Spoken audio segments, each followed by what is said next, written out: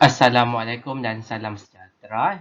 Okey, PDPR kita hari ini kita akan sambung bab 6, subtopik 6.3, pembentukan imej oleh kanta. Okey, seperti biasa, kita akan tengok dulu standard pembelajarannya lah. Okey, tak banyak standard pembelajarannya, ada 4 semuanya. Yang pertama, mengenal pasti kanta cembung sebagai kanta penumpu dan kanta cekung sebagai kanta pencapah. Okey, so kat sini kamu tahulah. Okey, kanta cembung tu macam mana dan kenapa kita panggil sebagai kanta penumpu, nama lainnya adalah kanta penumpu, dan juga kanta cekung tu macam mana rupanya dan kenapa kita panggil kanta cekung ini kanta pencapah. Okey. Kanta cembung dan kanta penumpu adalah benda yang sama, kanta cekung dengan kanta pencapah adalah benda yang sama. Standard pembelajaran yang kedua, menganggar panjang fokus bagi satu kanta objek menggunakan objek jauh. Okey, menganggar ni kita mengagak lah. Okey, meneka lah lebih kurang. Okay, tapi biasanya tak teka pun. Kamu memang akan dapat nilai yang sebenar. Okey, yang ketiga, menentukan kedudukan imej dan ciri-ciri imej yang dibentuk oleh kanta cembung dan kanta cekung. Okey, so kat sini kita akan tahulah. Based on gambar aja kamu lukis nanti, kamu akan dapat imej. So, imej tu ada 3 ciri yang kamu kena tahu. Nanti kita tengoklah apakah ciri-cirinya. Yang keempat, menyatakan pembesaran linear M sebagai M sama dengan V per U. So, ini adalah rumus yang ada dalam subtopik ini. Okay? V ini adalah jarak objek, jarak imej. U ini adalah jarak objek. Okay, kita masuk subtopik 6.3, pembentukan imej oleh kanta. Kanta merupakan sekeping bahan luk sinar seperti kaca, perspek atau plastik dan mempunyai dua permukaan dengan sekurang-kurangnya satu permukaan melengkung. Terdapat dua jenis kanta iaitu kanta cembung dan juga kanta cekung. Okey, kanta cembung okey dia gemuk. Okey, dia gemuk. Okey, cembung. Okey, dia gemuk. Okey, manakala kanta cekung dia kurus. Okey, ini cara kamu nak hafal lah. Cekung. Tapi cekung pun dalam bahasa Melayu pun memang kita macam kalau kita kata pipi cekung. Okey, kita kata pipi orang tu macam masuk ke dalam lah. Okey, orang yang kurus mempunyai pipi yang cekung. Okey, inilah kanta cekung. Okey, dia ramping manakala kanta cembung dia gemuk. Okey. So, aktiviti di atas merujuk pada yang kamu baca sendiri. Aktiviti di atas menunjukkan bahawa sinar cahaya selari yang melalui kanta cembung akan menumpukan satu titik fokus F. Oleh itu, kanta cembung dikenali sebagai kanta penumpu. Okey, sebaliknya, sinar cahaya selari yang melalui kanta cekung kelihatan seolah-olah mencapah dari satu titik fokus. Oleh itu, kanta cekung dikenali sebagai kanta pencapah. Inilah tadi standard pembelajaran yang pertama tadilah. Okey, kenapa kanta cembung dipanggil kanta penumpu? Kenapa kanta cekung dipanggil kanta pencapah? Okey, so kanta cembung dipanggil kanta penumpu kerana semua sinar cahaya tadi akan menumpu pada satu titik fokus seperti rajah kat bawah ini. Nampak tak kat sini titik kat sini? Okey, semua cahaya tertumpu pada titik ini. Titik ini kita panggil sebagai titik fokus. Okey, titik fokus. Okey, simbolnya adalah F besar. Okey, nanti kita ada dekat simbol F kecil. Nanti kita tengok kat bawah inilah. Simbol cerita pasal simbol kecil. F kecil. Okey, kanta cekung pula kita panggil sebagai kanta pencapah kerana semua cahaya yang melaluinya seolah-olah mencapah dari satu titik fokus. Okey, itu kamu kena tahulah. Okey, perbezaan kanta cembung dengan kanta cekung. Okey, kanta penumpu dan kanta pencapah. Okey, kita tengok dekat sini. Satu titik fokus kanta cembung adalah nyata kerana sinar cahaya dibiaskan menumpu pada titik itu. Oleh itu, panjang fokus F dikatakan positif. Okey, so nilai F ini adalah positif. Okey, positif F lah. Okey, dia juga adalah nyata. Okey, apa tu nyata nanti kita tengok. Okey, nyata ini adalah salah satu ciri imej lah. Okey, kemudian untuk kanta cekung, titik fokus pada kanta cekung adalah maya. Okey, kerana sinar biasa seolah-olah mencapah dari titik itu. Oleh itu, panjang fokus dikatakan negatif. Okey, so kalau kanta cekung, panjang fokusnya adalah negatif. Okey, maka kanta cembung, panjang fokusnya adalah positif. Okey, negatif sebab dia maya. Okey, kenapa maya? Dia macam seolah-olah. Okey, kita nampak kat sini, lukisan kat sini. Kita boleh nampak kat sini lukisan dia. Okey, sinar cahaya itu garisan kita lukis putus. Sebab apa? Sebab sebenarnya tak ada pun cahaya kat sini. Yang garisan putus-putus ni, cahaya ini tidak wujud. Okey, cahaya ini yang kita buat sebenarnya adalah bertujuan untuk memudahkan kita melukis yang telah dicapai ini. Yang ini. Cahaya yang telah dicapai ini. Tujuannya adalah untuk melukis. Okay, tapi kita kena lukis juga lah garisan putus ini. Okay, senang cerita, kamu nampak garisan putus-putus dalam lukisan gambar Raja Sinar. Ini kita panggil sebagai gambar Raja Sinar. Lukisan garisan putus-putus itu menunjukkan bahawa cahaya itu sebenarnya tidak wujud lah. Okay, ini adalah terms-terms, okay, terms-terms terma, okay, atau istilah yang digunakan dalam bab inilah, dalam satu topik ini. Okay. Kita ada pusat optik O, kita ada paksi utama, ada paksi kanta, titik fokus, jarak objek, jarak imej dan juga panjang fokus. Okay, saya lukis dulu. Okay, secara mudahnya lah. Okay, kita ada garisan kat sini. Ada garisan putus. Okay, lepas tu kita ada kanta cembung. Okay, saya ambil kanta cembung lah. Kan sini ada objek. Okay, objek biasa kita simbolkan sebagai O. Ini ada image. Kita simbolkan sebagai I. Okay, so pusat optik okay, adalah yang tengah-tengah ini. Ini adalah pusat optik O. Okay, paksi utama yang ini. Ini garisan yang saya buat ni. Ini adalah paksi utama. Yang ini adalah paksi utama. Okay, paksi kanta adalah garisan putus-putus ini. Ini adalah paksi kanta. Okay, paksi kanta ini adalah tujuannya kita lukis adalah supaya kita boleh katakan kat sini pembiasan ini terjadi selepas dia berlanggan dengan paksi kanta. Kalau kamu tengok dekat sini, kamu dapatkan kat sini tengok rujuk buku tu lebih jelas lah. Okay, kamu akan perasan semua sinar cahaya itu akan dibiaskan selepas dia melepasi paksi kanta. Okay, sebelum tu tak ada pun, dia straight line saja.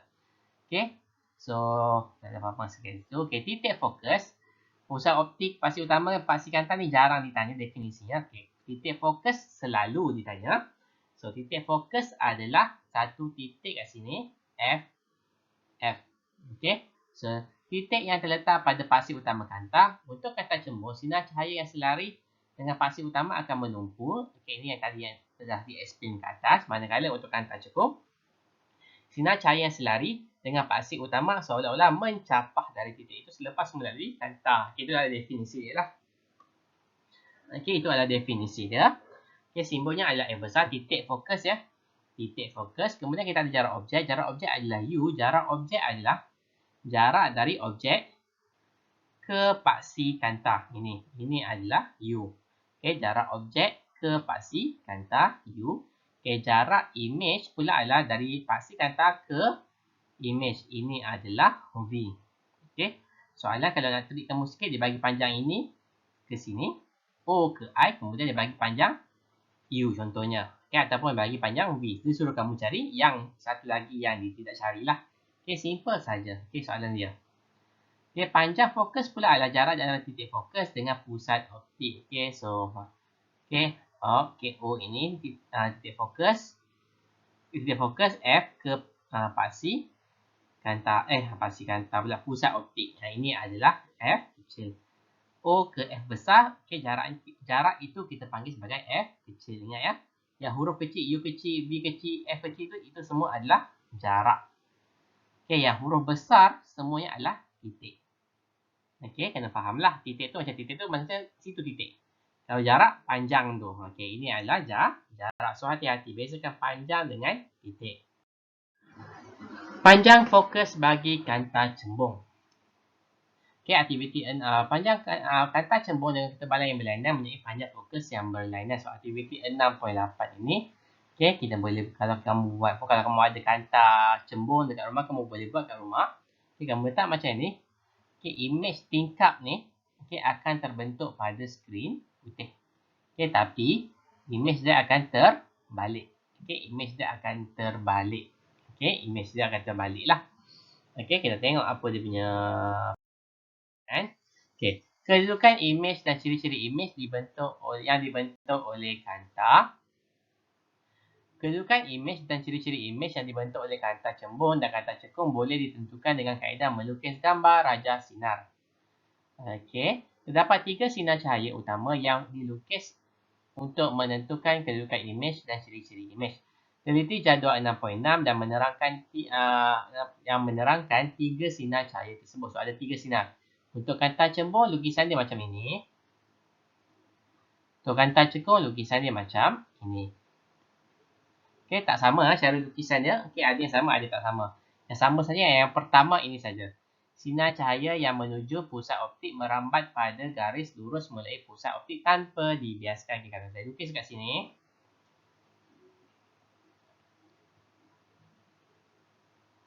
Okey, so saya hentam-hentam saja. Ini ada titik fokus, ini ada titik fokus. Okey. Sepatutnya kamu kena lukis ikut skala lah. So, ini adalah objek. So, objek biasanya memang anak panah. Biasanya memang anak panah. Ni kat orang ya, ni anak panah. Oh, kat bawah lah. Okey. Ini adalah anak panah. Okey, dan kita akan lukis bermula daripada puncak anak panah ini. Okey. So, untuk kanta cembung, okey, kita ambil sini, ini adalah O. Okey. Pusat optik, ambil pembaris dari sini ke sini O, gariskan saja. Okey, kemudian buat anak panah macam ini. Okey, mesti ada anak panah ya. Kalau tak ada anak panah, kita anggap itu adalah garisan sahaja. Okey, wajib ada anak panah. Okey, wajib anak panah. Okey, jangan garisan saja. Okey, sinar ini yang straight saja ke O, saya panggil sebagai sinar C. Okey, saya panggil sebagai sinar C. Okey, center. Okey, center. Pusat optik kan, so center. Okey. Sama juga untuk kata cekung, saya akan buat hanya untuk kata cembung saja ya. Okay, kata cekung pun kamu tengok, okay, straight line saja. Okay, dia straight line saja. Okay, kita tengok yang kedua. Kedua kita tengok garisan ini, okay, sinar yang selari dengan paksi utama. So, sinar ini selari dengan paksi utama yang ini. Okay, dan terbias dan melalui titik fokus. Okay, ini titik fokusnya. So, macam mana nak lukis? Ambil pembaris, okay, make sure dia selari dengan paksi utama, gariskan straight line. Dari kasih lepak sampailah dia langgar garisan putus. Ambil pembaris dari situ, pergi ke F, gariskan. Okay, buat anak panah juga. Okay, anak panah saya dua sebelum dengan selepas. So, ini saya panggil sebagai sinar P. Okay, P untuk parallel. Okay, P untuk parallel. Okay, so sinar P. Dia selari dulu, kemudian baru dia bengkok. Itu maksud dia lah. Okay, kalau kita tengok dekat sini, untuk kanta cekung pun sama. Dia buat garisan, selari dulu. Okay, sampai dekat garisan putus-putus tu, dia ambil pembaris dari sini ke sini. Dia letak pembaris, kemudian dia sambungkan. Okay, garisan putus-putus dekat belakang ini wajib kamu lukis. Okay, jangan lupa anak panah. Okay, jangan lupa anak panah. Okay, kemudian, sini yang ketiga. Okay, sinar yang melalui titik fokus F terbias selari dari paksi utama. Okay, ini sinar biasa yang melalui titik F. Dia lalu F dulu. Kalau yang nombor 2 tadi, sinar P tadi, dia F kemudian. Okay, sinar F. Yang ini, dia lalu F dulu. So, saya namakan ini sebagai sinar F lah. Okay, ini sinar P. Ini sinar C. Okay, so macam mana? Okay, so nampak letak pembaris dari ke puncak anak panah. Pergi ke F. Gariskan. Garis. Pau. Okay, saya terkeluar sikit lah. Okay, langgarkan. Lepas langgar, baru dia straight line. Okay, baru dia straight line. Buat anak panah. So, ini kita panggil sebagai sinar F untuk fokus. Okay, so ada sinar P, ada sinar C, ada sinar F. Okay, sama juga macam yang ini. Okay, nombor yang 3, sinar F. Okay, dia bukannya F daripada sini ya, dia akan F daripada yang ini. Okay, so letak pembaris daripada puncak, kalau ini adalah anak panah. Puncak anak panah ke F ini tak pembaris, kemudian kamu gariskan. Lepas saja garis paksi kanta, garisan putus-putus kat tengah ini. Okay, kamu buat garisan putus pergi ke F. Okay, kemudian straight line, selari dengan paksi utama. Okay, saya tekankan lagi sekali, jangan lupa anak panah. Okay, untuk melukis gambar raja sinar, kamu hanya perlukan 2 sahaja. Okay, kamu hanya perlukan 2 sahaja. Okay, 2 sinar saja untuk lengkap. Biasanya soalan macam ini, biasanya 3 markah. 1 markah untuk 1 sinar, markah kedua pun untuk markah sinar, markah ketiga adalah markah image. Okay, so macam mana kita tahu cara image dekat macam mana? Okay, so nak tahu image ni macam mana, image ni dekat mana, kita tengok dia punya titik persilangan. Okay, dalam kes ni kita nampak satu titik persilangan. Kita pejam mata yang ni. Okay, boleh padam tak?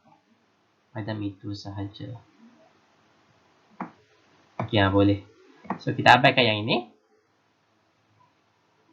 Kita dapatkan sinar P tadi.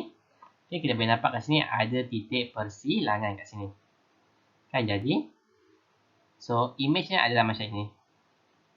Ini adalah image dia. Okay, kita nampak image dia adalah terbalik. Okay, image dia terbalik. So, kita akan panggil sebagai songsang. Okay, songsang. Okay, kemudian kita nampak saiz dia lebih besar. So, saiz lebih besar. Ini cara nak cari image lah. Saiz lebih besar. Okay, yang ketiga kita nampak disebabkan ini adalah ikan tajam. Image terbentuk dekat sini. So, ianya adalah nyata. Okay, ianya adalah nyata. So, ada 3 ni. Nanti kita tengok. Saya rasa yang next ni akan terangkan lebih lanjut lah next slide ini. Okay, so kena faham. Nak lukis gambar rajah sinar, mesti tahu lukis sinar C, sinar P, sinar F. Okay, sinar P, sinar C, sinar F. Okay, dan kalau tak silap saya, ada 6 gambar rajah sinar. Semua ada sinar C. Okay, so kamu akan dapat markah lah. Okay, buat saja sinar C. Kalau kamu tak dapat buat sinar P, sinar F, buat saja sinar C. Sebab sinar C paling senang. Dari sini ke O, gariskan saja. Dah dapat. Okay, at least dapat satu markah. Okay, kita tengok seterusnya. Okay, ini adalah eksperimen aktiviti 6.9.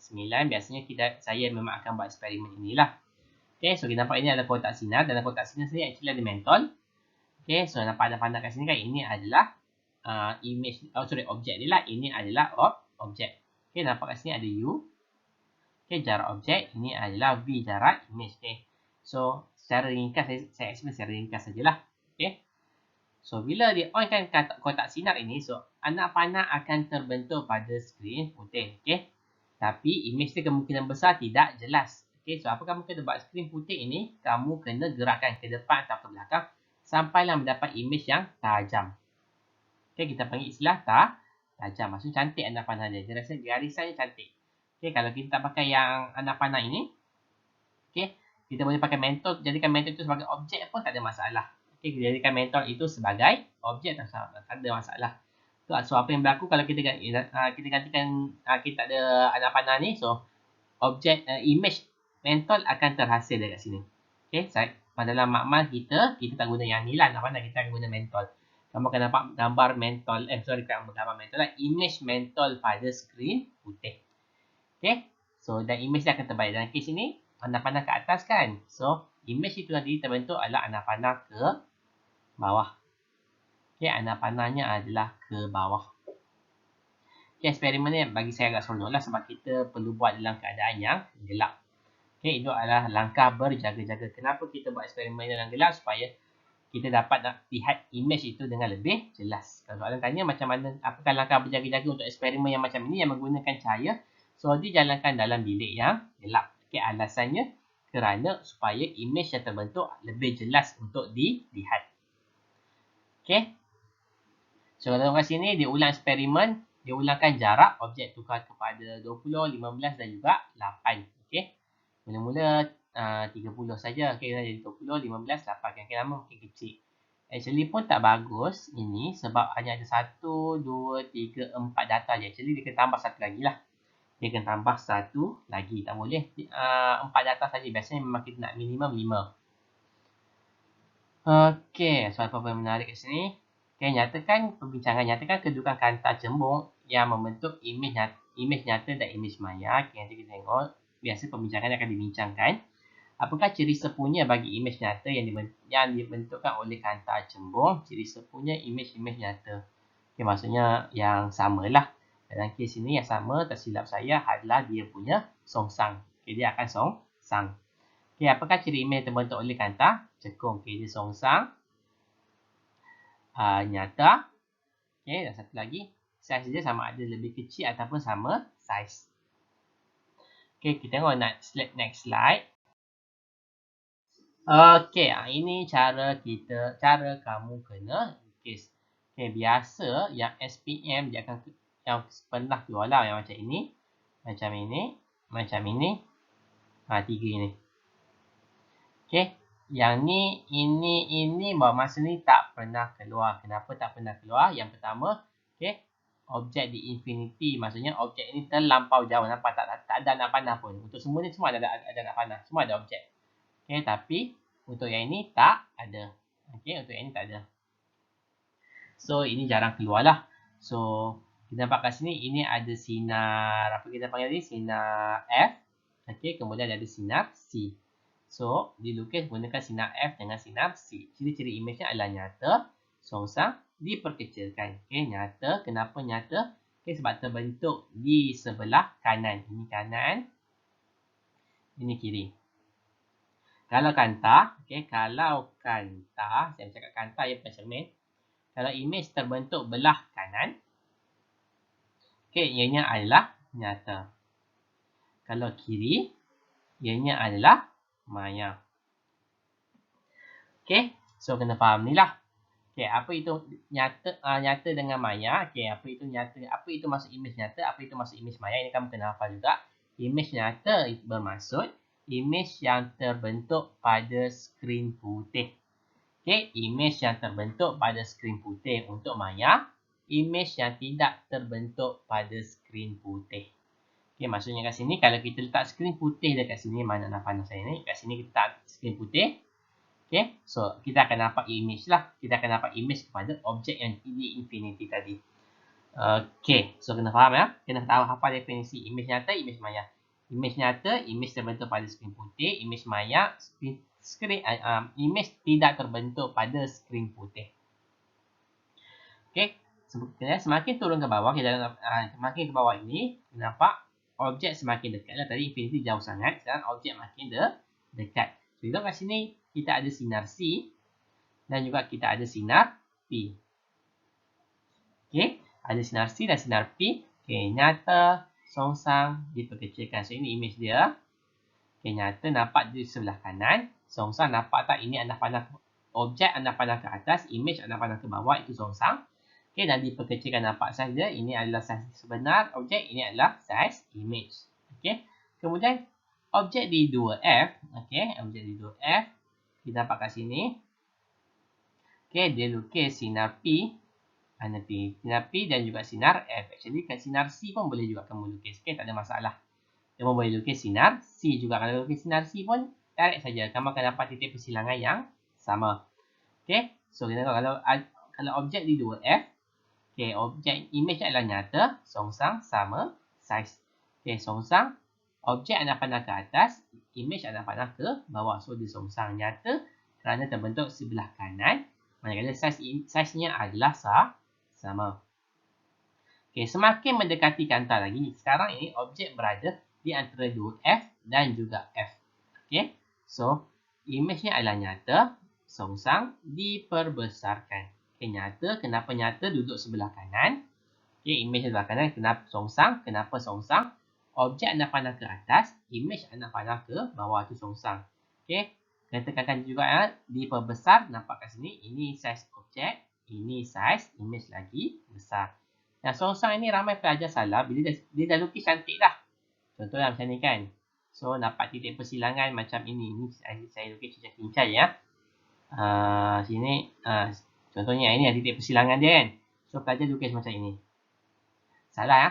Okey, pelajar lukis macam ni. Salah. Kamu mesti lukis macam ini. Okey, kaki anak panah itu mesti sentiasa pijak pada paksi utama. Okey, sentiasa pijak pada paksi utama. Okey, sekarang objek pada titik F. Okey, so kat sini kita ada special sikit, imej di infinity. Sekarang imej yang jauh sangat. Tadi objek yang jauh sangat, sekarang imej yang jauh sangat. Okey, imej ini adalah maya, tegak diperbesarkan. Okey, maya, kenapa maya? Dia terbentuk di sebelah kiri kat sini. Okey, tegak. Okey, kenapa tegak? Imej terbentuk dekat sini lah. Okey, kalau maya kita kena lukis putus-putus. Sekejap saya padam. Yang ni kena explain sikit ni, macam mana nak lukis.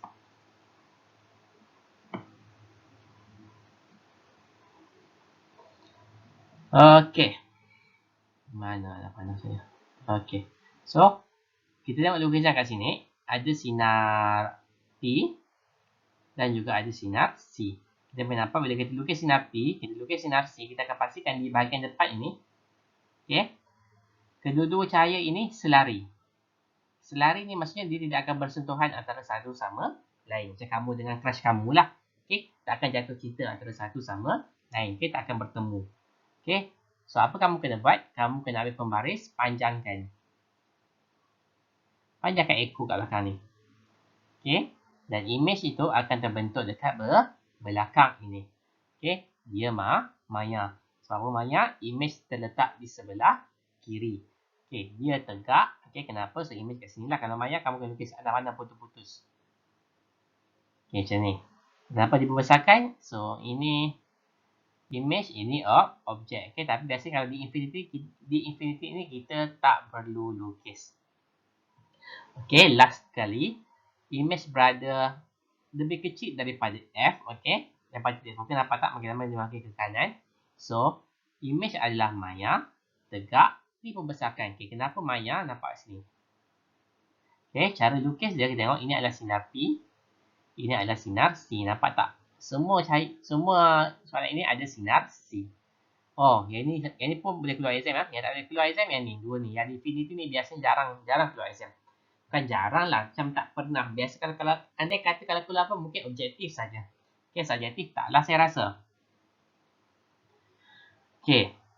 Mana tadi? Okay, so kita nampak lukisan. So, kalau kita nampak lukisan kat sini, kalau yang ini, sinar yang telah dibiaskan, okay, makin lama dia akan makin jarang. Nampak tak jarak? Di sini kecil je.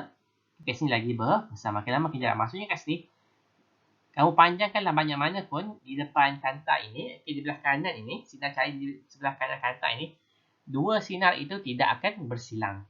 Okay, dua sinar itu tidak akan bersilang. So, apa kamu kena buat? Kamu kena panjangkan yang belakang. Ambil pembaris. Okay. Sambung saja garisan ini. Pakai pembaris. Sambung sampai dekat puncak ni. Buat garisan putus. Okay. Ini pun benda yang perkara yang sama. Kita putus. So, kamu dapat kat sini. So, sebab itulah image adalah mayat. Kerana image terbentuk di belah kiri. Okay. Kalau letak skrin putih dekat sini, kamu tak nampak image itu. Okay, dia tegak. Okay, kenapa tegak? Ini anda pandang atas. Ini pun anda pandang dekat atas. Sama. Okay, dipembesarkan. Okay, ini objek kecil. Image-nya besar.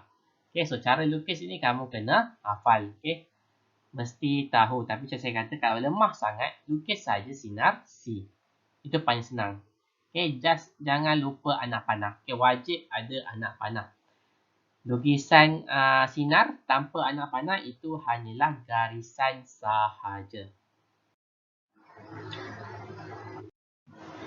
Okay, ini pula adalah pembentukan image oleh kanta cekung. Ada dua saja. Okay, ada dua saja. Cara lukis sama saja dua-dua. Okay, biasanya kita nampak kat sini. Ini adalah objek jauh.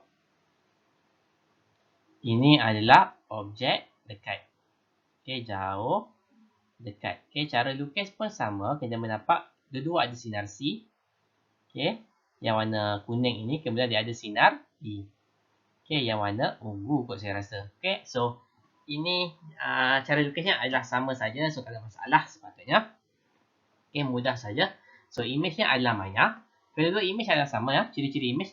Maya, tegak, diperkecilkan. Maya, kenapa Maya? Sini image-nya. Image terbentuk di sebelah kiri.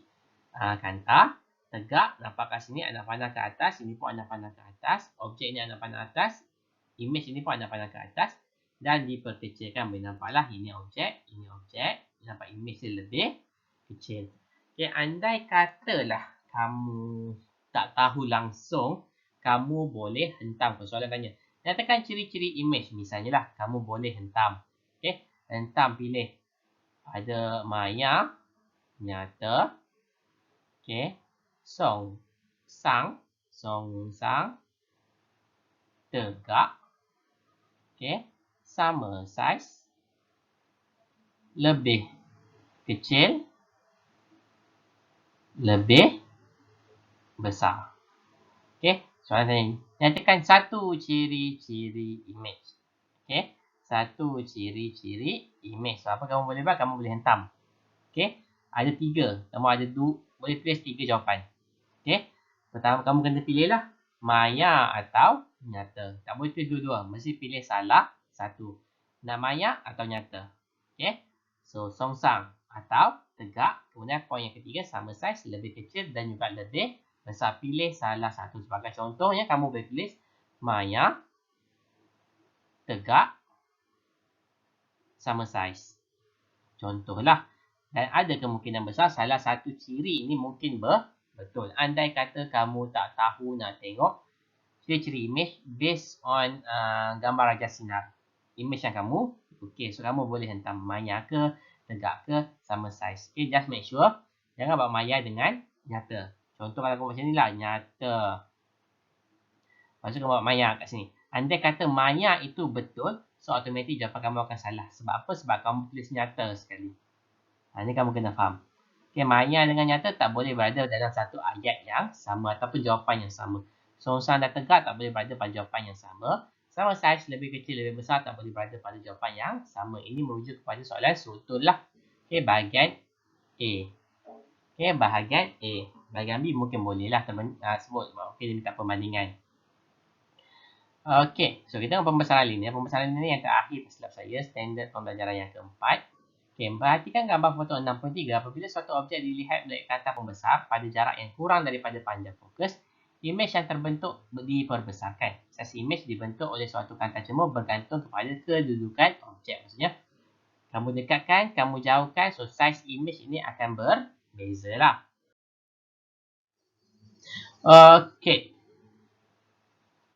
Aktiviti 6.10 menunjukkan saiz imej yang terbentuk pada suatu kanta bergantung pada kedudukan objek dari pusat kanta. Perbandingan antara saiz imej dengan saiz objek dibuat dengan nisbah ketinggian imej dan ketinggian objek. Nisbah tersebut dipanggil sebagai pembesaran linear ataupun kita tulis sebagai M kecil. So M kecil sama dengan HI bahagi HO. H ini merujuk kepada ketinggian. I ini adalah imej. O ini adalah objek. Dan bahasa Inggeris lah. Kan bahasa Melayu ya. Ambil daripada bahasa Inggeris. So, M sama dengan HI bagi HO. Ketinggian imej bagi ketinggian objek. Ataupun, kita boleh tengok kat bawah. Ini. Nisbah jarak imej dengan jarak objek. Ataupun nisbah jarak imej. Jarak imej tadi adalah V. Jarak objek adalah U. So, kita dapatlah rumus. M sama dengan HI per HO sama dengan V per U. Yang inilah. Kalau M kamu nilainya lebih besar daripada 1, jadi imej adalah besar. Contohnya kamu kira dapat 1.1, so imej itu adalah besar. Kalau M sama dengan 1, maksudnya kat sini, imej itu sama saiz. Kalau M lebih kecil, kamu kira dapat 0.9, so maksudnya imej adalah kecil. Kamu kena faham lah. Kalau soalan kadang-kadang tak tanya kamu, dia tak bagi kamu gambar aja, tak suruh kamu lukis, tapi dia suruh kamu nyatakan saiz imej. So bila suruh nyatakan saiz imej, maksudnya kamu kena kira guna rumus ini. Barulah kamu dapat dia punya nilai. Dapat M lebih besar 1, so imej tu saiznya besar. Kalau M sama dengan 1, so imej tu sama saiz dengan imej. Kalau M itu lebih kecil daripada 1, imej itu saiznya adalah kecil. Itu dia punya trick question lah. Rajah 6.35 menunjukkan satu imej dilihat melalui sebuah kanta cembur yang mempunyai panjang fokus 10 cm. So, panjang fokus adalah 10 cm. So, ini adalah kanta cembur. So, kita belajar dari awal kanta cembur. Nilai F dia adalah positif 10 cm lah. F-nya adalah, panjang fokusnya adalah positif 10 cm. Nyata, apakah ciri-ciri imej itu? Kita tengok kat sini. Ini adalah imej dia lah. So, apa ciri-ciri dia kat sini? Jelas kita boleh nampak kita boleh nampak based on gambar ini dua ciri yang jelas yang kita boleh nampak. So kamu nyatakan salah satu saja. Contoh kita kata kamu nak hentam pilih maya atau tegak. Pilih salah satu. Maya atau tegak pula, maya atau songsang, tegak atau songsang, maya atau nyata. Tegak atau songsang. Kemudian pilihan yang ketiga sama saiz, lebih kecil atau lebih besar. Pilihlah kalau kamu andai kata kamu tak tahu. Lukiskan satu gambar raja sinar untuk menunjukkan bagaimana imej dalam raja itu terbentuk. Ini adalah kanta cembur. So ada 6 tadi. Objek di infinity dan imej di infinity automatik memang dah out. Kamu tengok kat sini imej yang dilihat menuju sebuah cembur yang panjang fokus 10 cm. So kamu akan carilah based on ciri-ciri ini. Sekarang ni kita baca reverse. Okey, kamu dah tahu ciri-ciri dia, so kamu kena kita panggil lukis gambar Yasinah. So kamu tengok yang buku teks kamu, cari mana yang ada ciri-ciri yang ini yang kamu bagi tadi, yang based on nombor 1 ini tadilah. Ketiga, carikan satu kedudukan yang sesuai untuk meletakkan objek bagi menghasilkan imej yang songsang. Ini pun sama, jawapannya ada dalam apa kita panggil ni, jadual tadi tu. Okey, jawapannya ada. So kamu carilah mana imej yang songsang tadi. Okey, satu saja.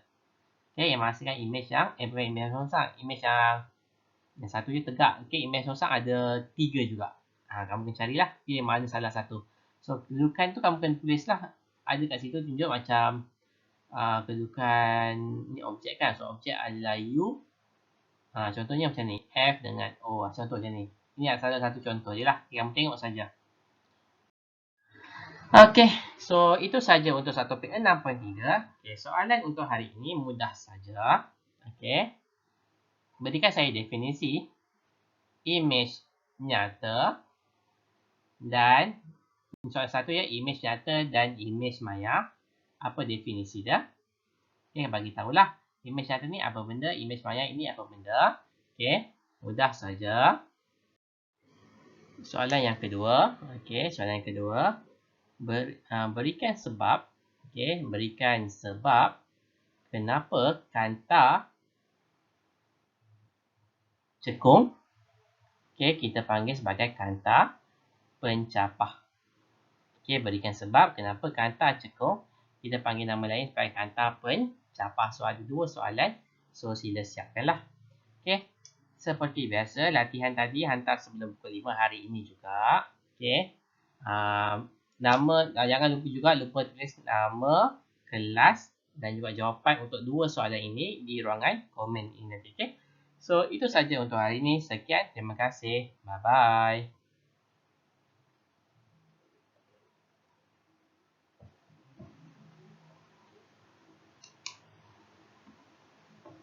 Mana?